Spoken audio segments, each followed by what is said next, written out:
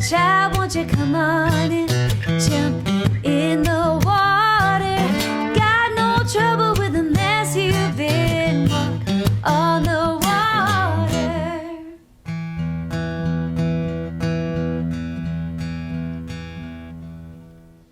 Alô pessoal, tudo bem? Vamos lá começar mais uma análise de filme, mais uma análise de série e desenho.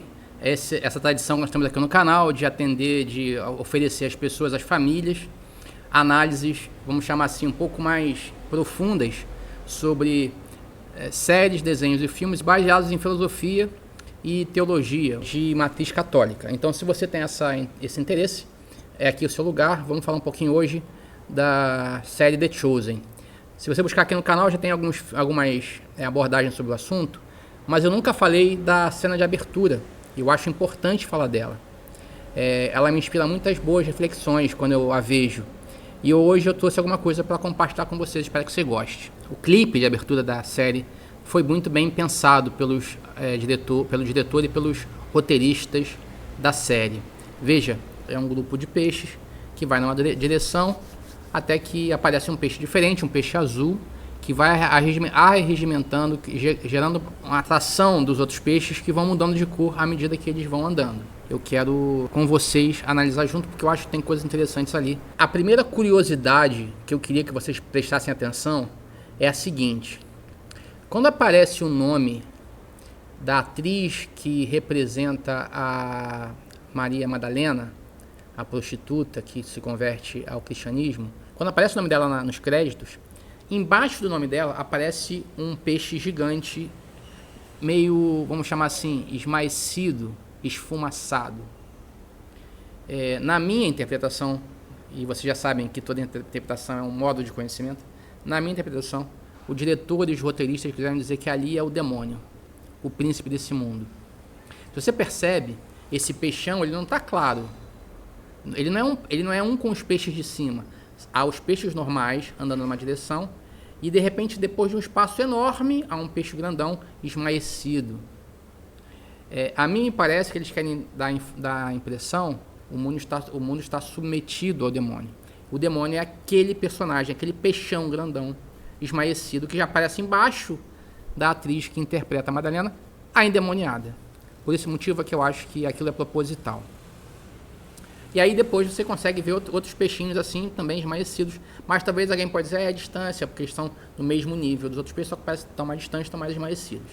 Mas também não é impossível que sejam demônios menos importantes. Mas na minha compreensão está claro, o autor, o diretor, na verdade, e os roteiristas querem dizer, o mundo tal qual nós conhecemos subjaz ao maligno, e não podemos analisar a realidade tal qual ela é se nós esquecermos desse fato. É um fato. Gostando ou não, é um fato. E aqui eu quero já deixar uma mensagem para você. Se você é cristão, se você é de qualquer confissão cristã, lembre-se, a sua família está sim na mira de Satanás. A sua família está sim na mira de Lúcifer. A sua família está sim sob a vigilância de demônios. Por quê? Porque o demônio sabe, desde Adão e Eva, que ferindo o amor conjugal, ferindo o núcleo conjugal, é mais fácil trazer para si os filhos dos casais, as pessoas. Então, se você está nessa luta como eu, tentando levar sua família para o céu, saiba, quando você faz isso de forma pública, você coloca um sinal nas suas costas, um alvo nas suas costas.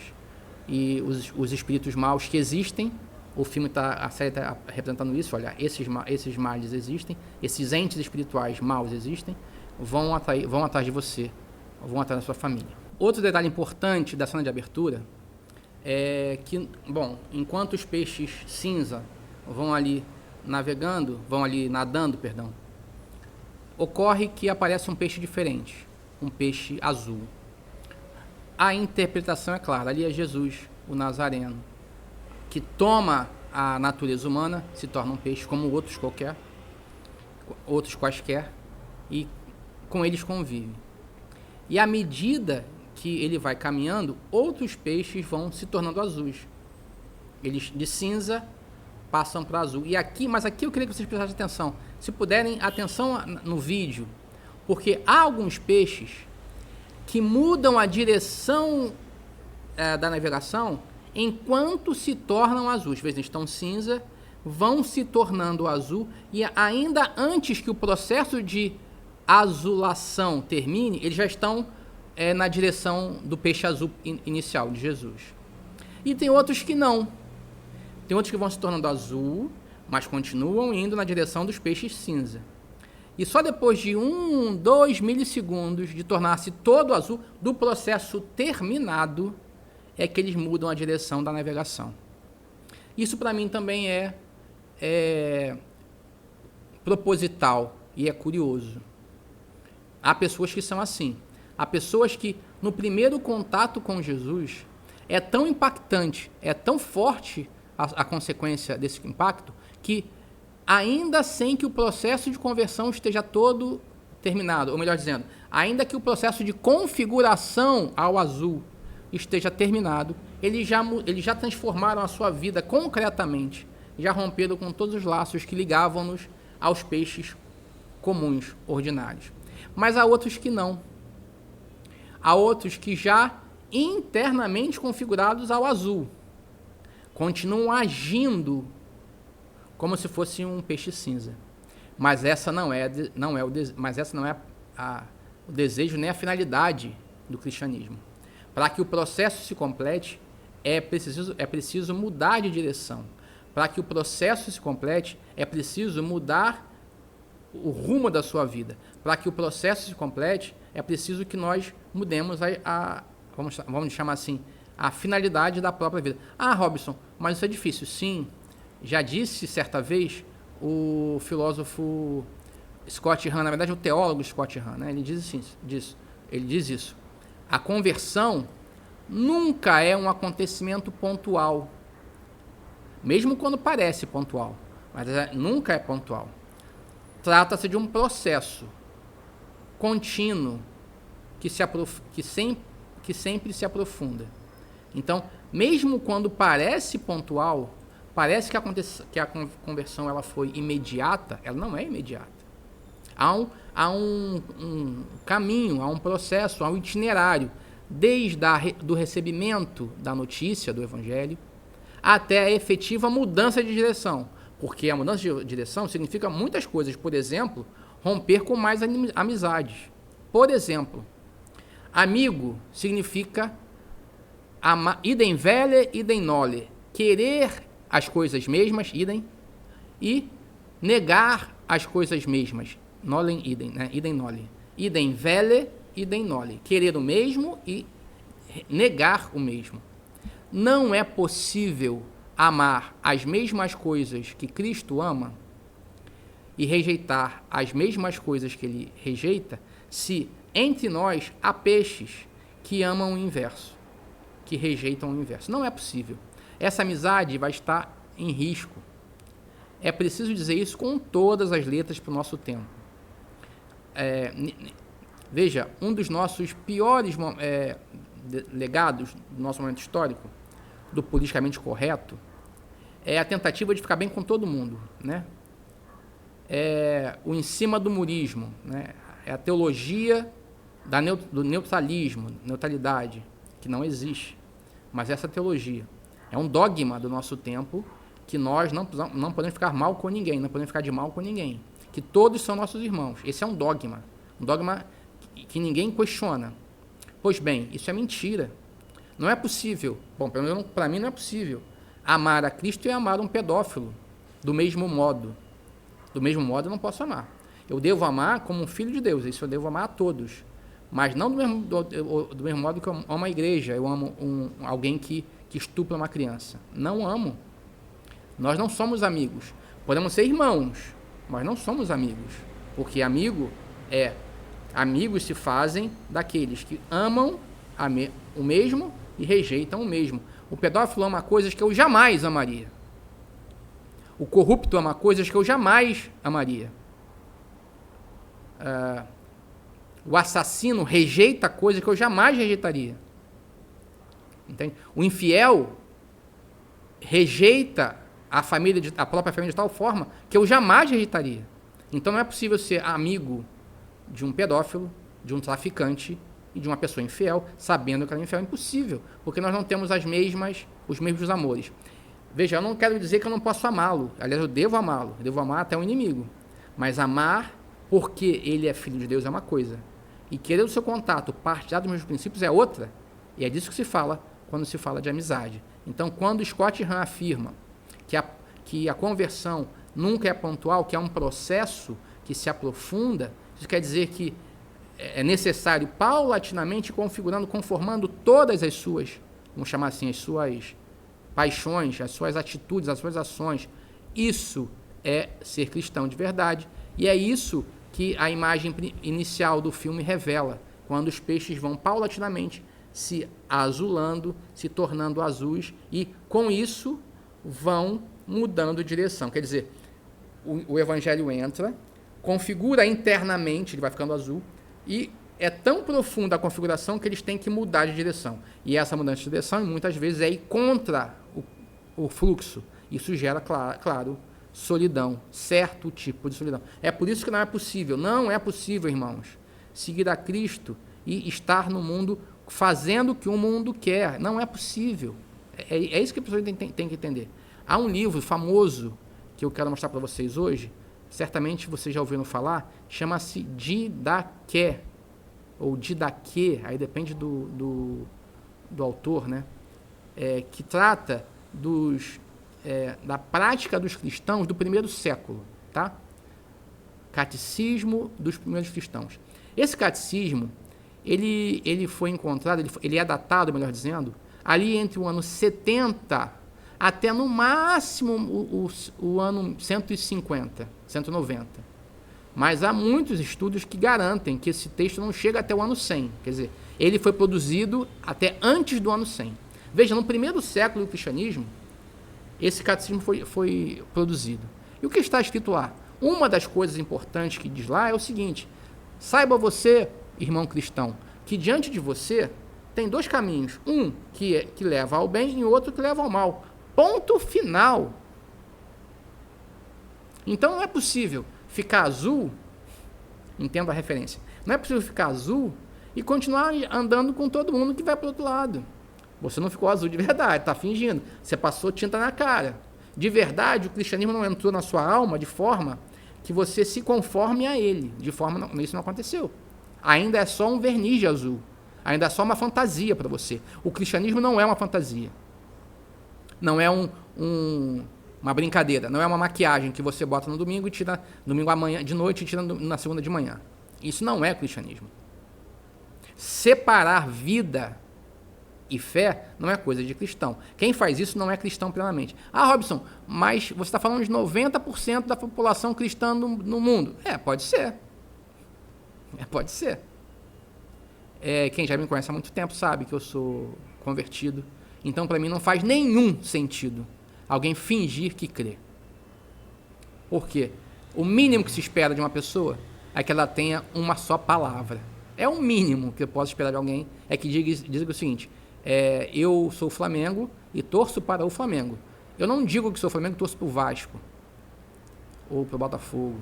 Quer dizer, eu tenho uma palavra e uma vida só. Então é o mínimo que se espera. Então, aqueles que têm uma maquiagem de cristão, uma fantasia de cristão, o melhor que fazem, na boa, é que arranquem essa fantasia, arranquem essa maquiagem e vivam de acordo com os riscos que se importa. E se eles estiverem certos? Bom, se eles estiverem certos, eles estão bem. E quem está mal é quem crê. Mal não, né? Quem vive uma vida menos prazerosa, menos folgada, são os que creem. Mas é isso. Agora, também, se estiver errado, o perigo é grande. No caso dos peixes grandes, que demoram a mudar de direção, há algo, me parece, que é curioso nessa imagem. No vídeo de abertura, há um peixe enorme, um peixe grande, que ele termina o processo de azulação, mas ele está ainda na direção dos peixes cinza. E só depois de terminado todo o processo, só depois que ele está todo azul, é que ele muda de direção e vai na direção que vão os peixes azuis. Bom, para mim, a interpretação, a indicação está clara, né? Os peixes grandes são os peixes importantes. São aqueles que têm algo importante a perder nesse mundo, caso se ligue à tradição cristã. E aí, nesse caso, é preciso lembrar daquele texto de São Paulo a São Timóteo. A raiz de todos os males é a ânsia de possuir, é a avareza. Então, São Paulo fala lá em Timóteo, primeira carta de Timóteo 6, versículo 10, que a avareza é, sim, um empecilho à mudança de caminho, à mudança de direção, à mudança de rumo. Nosso Senhor não brincou quando disse que é difícil para um rico entrar no céu. Não é apenas uma metáfora. Não é só o rico de espiritual. É que, de fato, o rico de dinheiro, ele pode ser, sim, pobre de espírito e não conseguir entrar no céu. É um fato isso, absoluto. Então, parece-me que a indicação ali é que os prazeres desse mundo, os bens desse mundo, as felicidades desse mundo agarram tanto na alma do homem. Eu sempre lembro do Venom quando eu falo disso, do Homem-Aranha, né? Ele vai grudando em nós, que dificulta a nossa movimentação. Os peixes grandes, como eles são grandes, eles demoram muito a mudar, porque quando eles mudam, há muita coisa a perder. Então, que nós lembremos que nós somos, mesmo quando peixes grandes, que nós temos uma alma de uma manjuba, uma alma de sardinha pequena, que mude com facilidade ao sabor do espírito. E quando é que a gente sabe que o processo de azulamento, de azulação terminou? Quando as nossas ações começam a estar de acordo com o que diz o Evangelho. Veja, Bento XVI, que é um gênio, um dia vamos falar Bento XVI o Grande, não tem nenhuma dúvida disso. O fato de que na história de Deus apareça em primeiro lugar a lei e a seguir o Evangelho, talvez indique que também hoje, ainda e sempre, de novo, há estádios da proclamação que são irreversíveis. Não se pode pregar a graça a um homem cuja consciência emudeceu e que não conhece os valores morais mais corriqueiros. Para que ela possa intervir, ele deve saber primeiro que é um pecador. A primeira conversão é e continua sendo a conversão para a lei, porque sempre de novo estamos no começo. Tomamos uma e outra vez a ter necessidade dela. A seguir, é verdade que há um momento no qual se deve dar uma segunda conversão, como a encontramos de São Paulo até Newman, na História dos Santos. Como saber então se o meu processo de conversão está terminado, mesmo sabendo que é um processo que vai durar até a morte, mas quando os mandamentos já não são um problema para nós? A primeira, eu diria, a propedêutica conversão, a primeira conversão, aquela que é necessária primariamente, é a conversão à lei. E só depois é possível uma conversão ao espírito.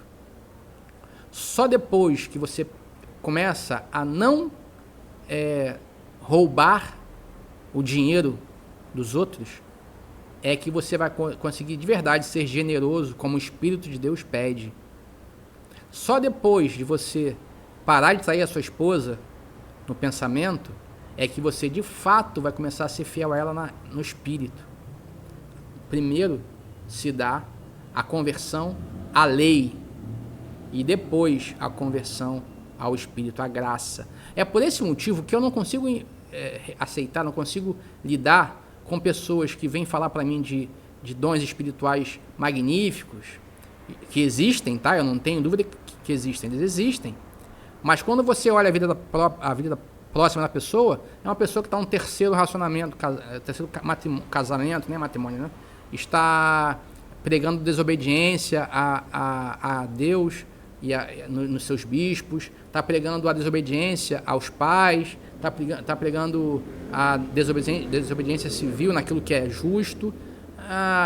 Não é possível que esses dons apareçam em quem não respeita nem a lei moral ainda, nem a lei básica, mais fundamental. Então, a nossa luta na conversão, veja, não são palavras minhas, tá? É de um tal de Ratzinger, não sei se você ouviu falar, né? Ó, a primeira conversão é e continua sendo a conversão para a lei.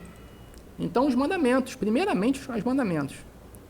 Não desejar o que não lhe é próprio, nem coisas, nem pessoas, não mentir, não jogar um bispo contra o outro, porque isso é contra o primeiro mandamento, né? Que é contra o pai, o bispo é o pai espiritual.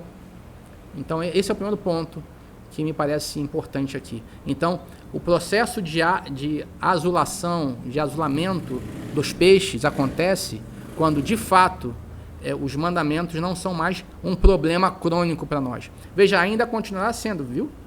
Teresinha de Lisieux morreu na dúvida se ela ia para o céu, porque ela tinha um critério tão sutil, tão frágil com relação aos princípios morais que ela estava vivendo, que ela achava que aquilo que era um pecado leve para ela era um pecado grave, tá? Mas, entenda, uma coisa é você cair nos pecados relacionados aos mandamentos. Outra coisa é você ignorá-los, achar que eles não são importantes, como eu já ouvi gente dizendo, né? Por exemplo, que o matrimônio que teve não existiu porque ele não quer que exista, ou ela não quer que exista. Isso não existe para quem é cristão de verdade. Não pode ser assim.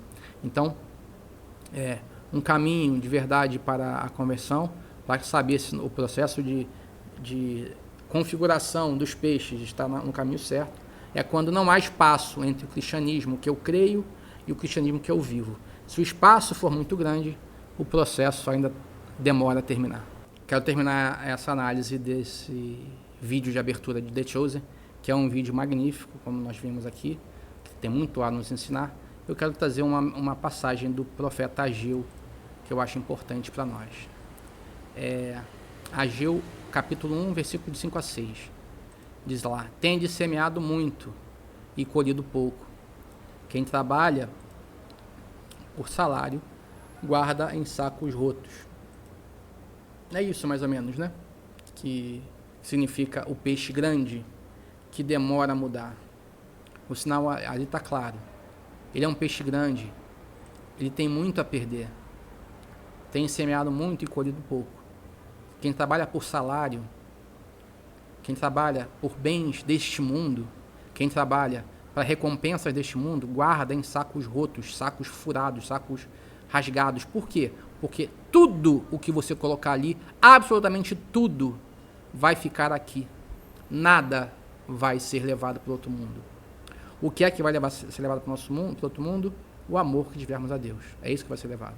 Então, se nós formos peixes grandes, grandes ainda que sim, enormes, mas guardemos o nosso amor escondido em Deus, então isso será levado também para o céu.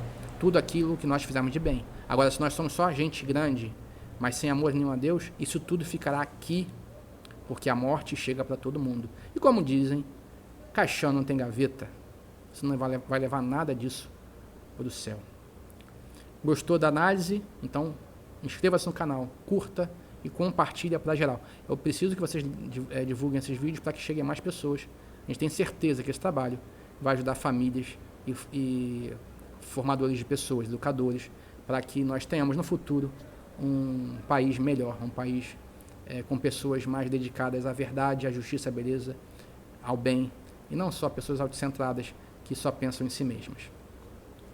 Até mais, pessoal.